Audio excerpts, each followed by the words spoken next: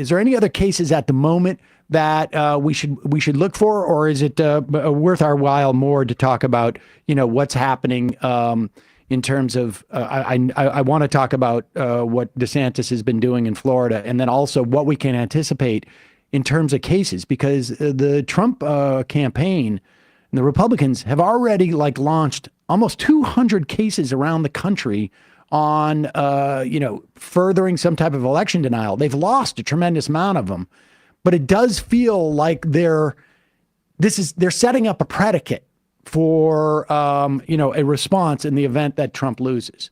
So I think there's just one more we should flag, Glossup versus Oklahoma, which shows the extremism of the death penalty jurisprudence today, because this is a case where the Republican Attorney General of Oklahoma does not want to execute a man. The man is named Richard Glossup. He's been on death row for decades. He's had multiple last meals.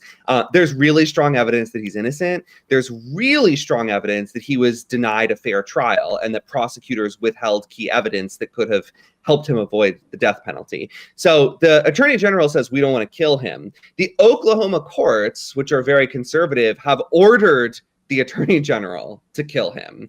And the Supreme Court of the United States must now decide, essentially, can the Oklahoma courts get away with forcing a state to execute someone who the state doesn't want to execute, or will Glossup live to see another day? And again, it's just one of those cases where to describe it is, I think, to illustrate the perversion and incoherence of how the death penalty operates today. I mean, it's very rare that a court will supersede a prosecutor's recommendation for punishment. And this seems to be, well, this is obviously the most extreme that you can get in terms of superseding a recommendation in terms of punishment. Yes, and I don't know how it'll turn out. The justices were all over the place. It was like they didn't have their morning coffee or Adderall or whatever they need to get on the ball. It was not a pleasant oral argument. All right, let's talk DeSantis before we get to what you're sort of sussing out about the Trump legal strategy. So I think most of your listeners probably know, your viewers know, that Ron DeSantis is on a mission to defeat Amendment 4, a ballot initiative in Florida that would overturn the state's current 6-week abortion ban. It needs 60% vote to pass. It's going to be a real climb.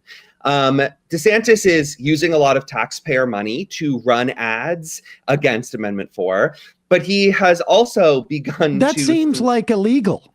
That seems really bad, but he has also appointed almost the entire Florida Supreme Court, and the Florida Supreme Court said there was no problem with it. So he's spending millions of dollars of Floridians' own tax money to fight this, and he has also started to use overt censorship tactics of the kind that you would frankly expect in an authoritarian country. So what happened here is that proponents of Amendment 4 have this ad called Caroline, where a real woman tells the real story of how she would have been denied life-saving cancer treatment under the 6-week ban, and encourages voters to support Amendment 4. Ron DeSantis's top advisors hatched a scheme to send out letters from the Florida Department of Health to television stations airing this ad, about 50 TV stations, telling them that they had to immediately stop airing the ad, or else they would be prosecuted and subject to potentially 60 days in jail for carrying political speech in support of the Amendment 4 campaign. A federal judge has issued a temporary restraining order that prohibits further threats. But just yesterday, DeSantis's Attorney General, Ashley Moody, filed a brief saying that the state stands by its threats, that the state feels it has every right to criminalize speech in support of Amendment 4, and that the state plans to bring prosecutions if TV stations air this ad and they feel that the ad is causing some kind of damage within the state. I mean, what based upon what? So their theory is that this ad is false, which is not true. The ad is correct. There are real instances of women being denied cancer treatments because of the 6-week ban, because pregnant women need to terminate before they can get chemotherapy. The law doesn't let them terminate. So just to be clear, the ad is true. But they are saying that the ad is false. And they are claiming that the ad will convince women that they are not able to get medically necessary abortions in the state of Florida, and that they will delay care because of this misinformation from the ad. And that is a public nuisance, which constitutes a misdemeanor under Florida law that subjects violators to 60 days of jail time. I mean, a few problems there. First, this is a law that was designed to address like leaking septic tanks. Like literally that is what the law talks about, not political speech.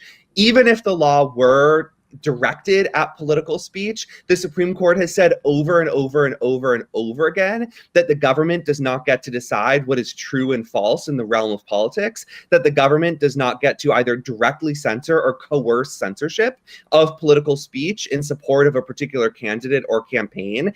And the state of Florida has just rejected these precedents. I mean, they are using Floridians' taxpayer dollars to pay lawyers millions of dollars to reject these precedents and to argue that the state gets to be a ministry of truth and imprison people who spread a message about abortion that the state doesn't like.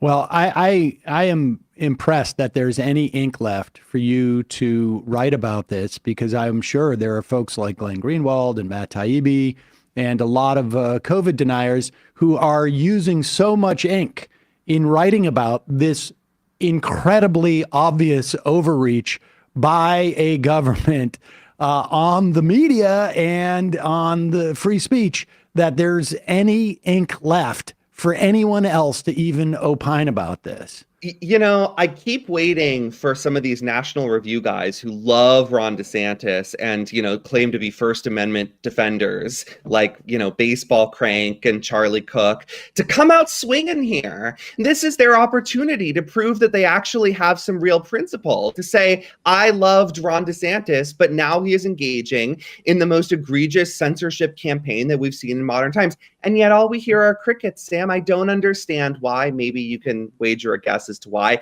But these deep defenders of truth in the First Amendment have all suddenly gone silent in the face of this scandal. It's fascinating. I'm sure they're just waiting. I'm sure they're waiting to drop like maybe it's an extended piece. Sometimes the lead time on these, my understanding is that it takes a long time for these longer pieces to get published. All right. Trump's legal strategy in terms of the election. It seems like it's both a legal strategy and a political strategy simultaneously. They're flooding the zone with preemptive lawsuits, as you said earlier. These are not all even lawsuits that deal with any active issue. They are trying to set the stage through this litigation to question the results, to destabilize the count of ballots, and to potentially try to nullify ballots after the election to overturn the result outright. There have been some losses already. So, for instance, the Trump campaign has been trying to nullify ballots sent from military members who are stationed overseas. That has failed. The Trump campaign is currently trying to nullify ballots that are mailed by election day but arrive shortly after in states that allow that. So far, it hasn't worked.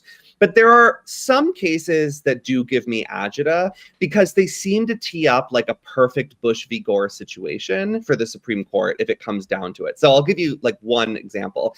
In Pennsylvania, people are supposed to write the date on their mail ballots, but it turns out it's really easy to overlook the date line, so a lot of people don't do it. What happens if they mail back their ballots well before the election, or at least by election day, and everything else is good, but they forgot to date their ballots? Well, Republicans in the legislature argue that those ballots should be thrown out. A lower court has argued that those ballots have to be counted. And the state Supreme Court has basically said, we aren't going to get involved with this until it becomes a live issue after the election, which seems like a dubious strategy from the state Supreme Court, but I guess they're just doing watchful waiting.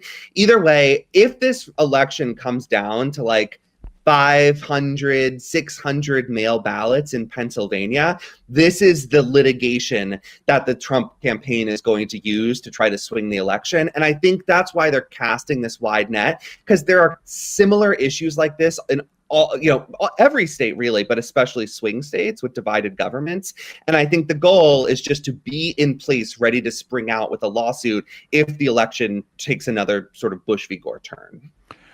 People have always wondered why it is that Pennsylvania, in particular, why they do not allow the counting of mail-in ballots, early ballots, absentee ballots prior to Election Day. In Pennsylvania, if I remember correctly, they cannot start counting those ballots until Election Day, which ends up like, drawing the whole day out. It also sort of, it gives the opportunity for the Republican candidate to say, what's going on here? What kind of shifty things are they up to that it's taking this long to count the ballots? Well, it's because your own Republican Party wouldn't let you count them before Election Day, A. And B, it also means that these are live issues in the wake of the election. They cannot be resolved prior to then. Yes. So just to be super clear about this, Democrats have proposed bills in Pennsylvania to allow for the early counting of ballots, modeled after states like Florida, which is a national model in counting and producing ballot results, on Election Day, pretty much as soon as the polls close.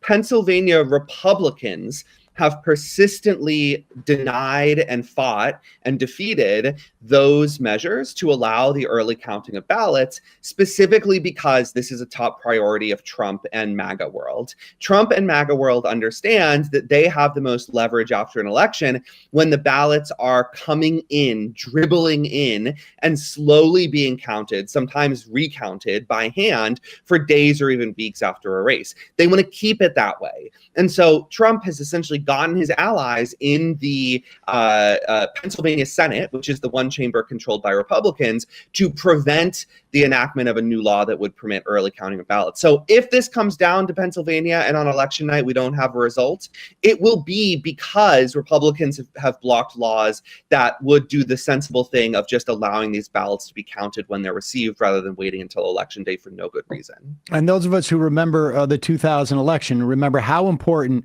calling Florida for Bush was important. It happened to be called by his cousin, this guy Ellis, who worked at Fox News, and how the Supreme Court said we have to stop the counting of the ballots in Florida because it may be prejudicial towards George W. Bush because he sort of is the default winner of Florida, even though we haven't established that yet.